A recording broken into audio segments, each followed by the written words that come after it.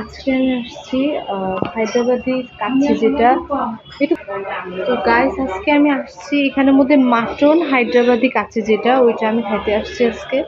তো প্রথমত আমি চিকেন করবো।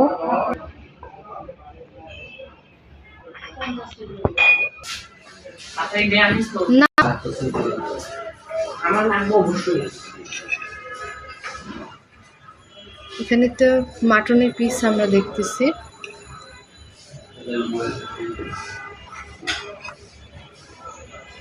একটু ফ্লেভারটা একটু খিচুড়ি টাইপের এখানের মধ্যে।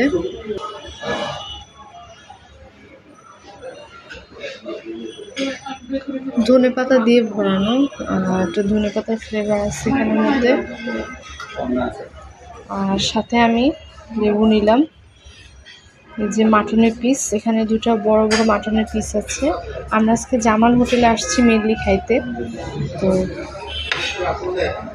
আমি প্রথমে মাটনটা ট্রাই করব এখানের মধ্যে।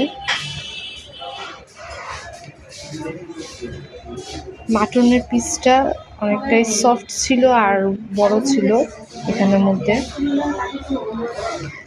দেখতেও খুবই ইয়াম্মি লাগতেছিল। তো আমি প্রথম পিসটা ট্রাই করব খেয়ে। এখানের মধ্যে ক্যাপসিকাম ফ্লেভার ছিল, হালকা স্পাইসি, আর হচ্ছে যে মাংসটা অনেকটা সফট ছিল।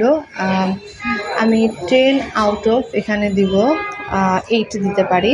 আর আমি ফার্স্ট টাইম ট্রাই করতেছি, এটা আগে আমি ট্রাই করি নাই, সো সব মিলে ভালোই লাগছে আমার কাছে।